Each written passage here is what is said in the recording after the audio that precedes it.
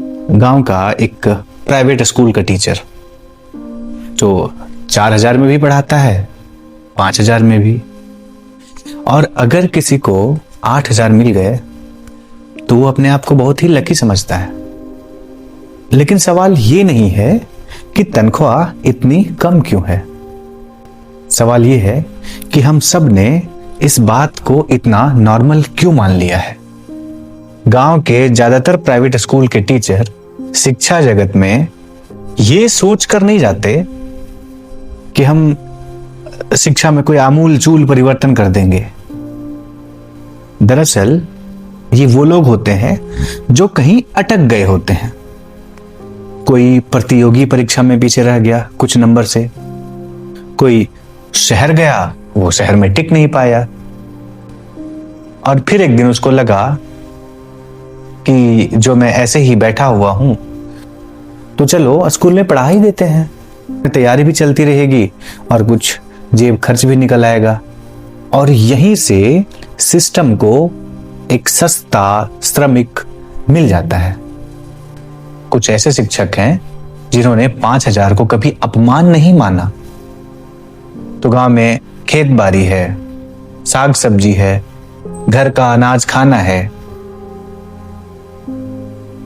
तो खर्च बहुत ज्यादा है नहीं। तो जो भी वेतन मिल पाता है स्कूल से वो उसके जेब खर्च के ही तौर पर रह जाता है।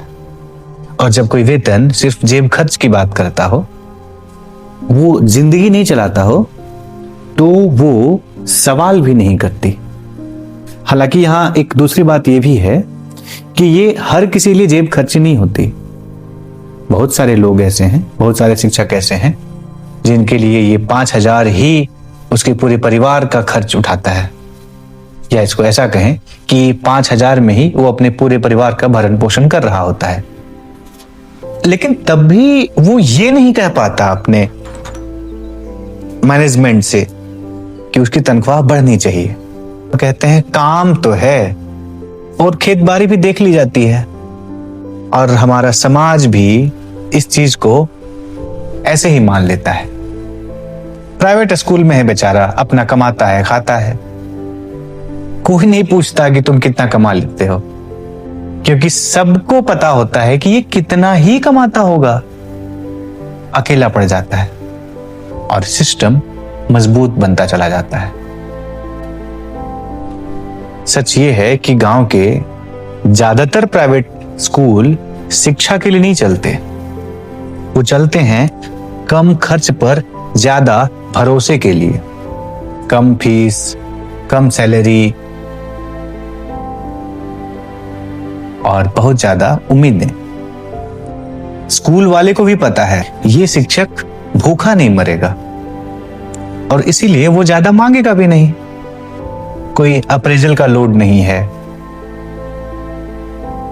नहीं कोई करियर पथ है, और नहीं कोई भविष्य की बात होती है। यहां पर सीधा एक लाइन कह दिया जाता है, हम इतना ही दे पाएंगे। शाम को वही मास्टर अपने घर के आंगन में या फिर गली मोहल्ले में कुछ बच्चों को ट्यूशन पढ़ा लेता है ताकि उसके महीने का हिसाब बिगड़ न जाए। और सवाल ये नहीं है कि वो ट्यूशन क्यों पढ़ाता है, सवाल ये है क्या हमारी शिक्षा व्यवस्था ऐसे शिक्षकों को पूरा शिक्षक मानती है? जो आदमी अपने कल को लेकर सुरक्षित नहीं है, हम उससे देश के भविष्य को गढ़ने की उम्मीद कर रहे हैं।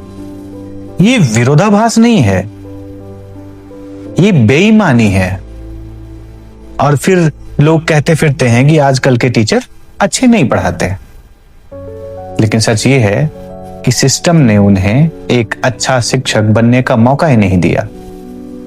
कोई प्रशिक्षण नहीं है, कोई सम्मान नहीं है, और कोई अस्थिरता भी नहीं है। और फिर हम हैरान हो जाते हैं कि शिक्षा की गुणवत्ता गिर क्यों रही है। ये कहानी किसी एक शिक्षक की नहीं है, ये उस व्यवस्था की कहानी है जो शिक्षक की मजबूरी पर खड़ी है। और याद रखिए कि मजबूरी कभी भी गुणवत्ता पैदा नहीं करती। जब तक गांव का शिक्षक ये मानता रहेगा कि उसकी औकात सिर्फ 5,000 की है, तब तक शिक्षा बस चलती रहेगी, बदलेगी नहीं। और यहीं से एक बहुत जरूरी बात शुरू हो जाती है, जो अक्सर लोग समझते नहीं हैं या फिर समझना नहीं चाहते। देखिए, ये बात तो सच है कि सरकारी स्कूलों की हालत बहुत ज्यादा अच्छी नहीं है। कहीं शिक्षक ही नहीं है तो कहीं पढ़ाई ही नहीं होती। सरकार तो काम करती है, नई नीतियां लाती है, नए तरीके अपनाती है, प्रशिक्षण भी समय समय पर दिया जाता है, लेकिन शिक्षक वही सालों पुराना तरीका अपनाते रहते हैं। लेकिन इसका यह भी मतलब नहीं है कि सभी सरकारी शिक्षक बेईमानी कर रहे हैं। कुछ शिक्षक इसको पढ़ा भी रहे हैं, लेकिन संख्या इसकी कम है। असल फर्क यहां है क्षमता का नहीं, सिस्टम का। सरकारी स्कूल का शिक्षक अगर चाहे तो कम पढ़ा भी सकता है, उसकी नौकरी एकदम सुरक्षित है। वो सिस्टम से लड़ सकता है, वो ना भी पढ़ाए तो उसकी नौकरी के लिए कोई फर्क नहीं पड़ता, उसका वेतन नहीं रुकेगा।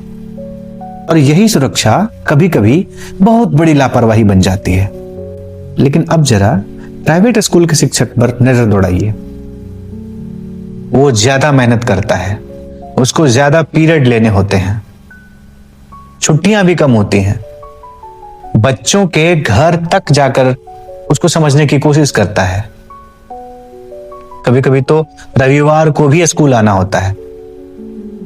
क्यों? क्योंकि उसको पता है एक शिकायत और उसकी नौकरी गई। यही फर्क है। सरकारी सिस्टम में लापरवाही की गुंजाइश है, प्राइवेट सिस्टम में सिर्फ मजबूरी है। और यही मजबूरी उसे अपनी क्षमता से कई गुना ज्यादा और मजबूर बना देती है। लेकिन विडंबना देखिए,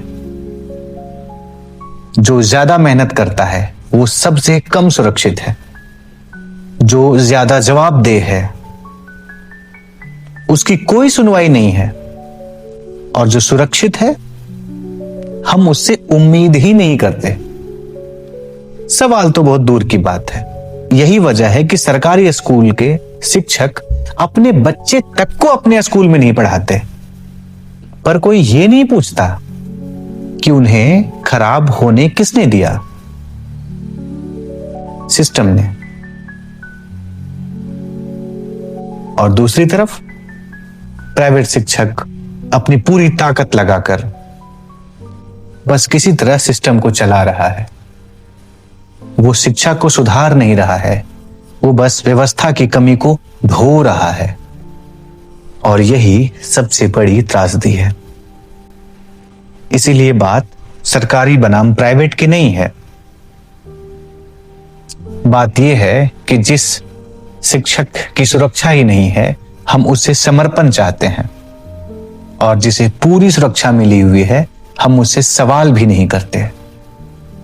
जब तक ये सिस्टम उल्टा चलता रहेगा तब तक ना सरकारी सुधरेगा और ना प्राइवेट बचेगा, और सबसे ज्यादा नुकसान होगा बच्चों का, जो ये सोचता है कि मास्टर जो भी कह रहे हैं वो सच कह रहे हैं।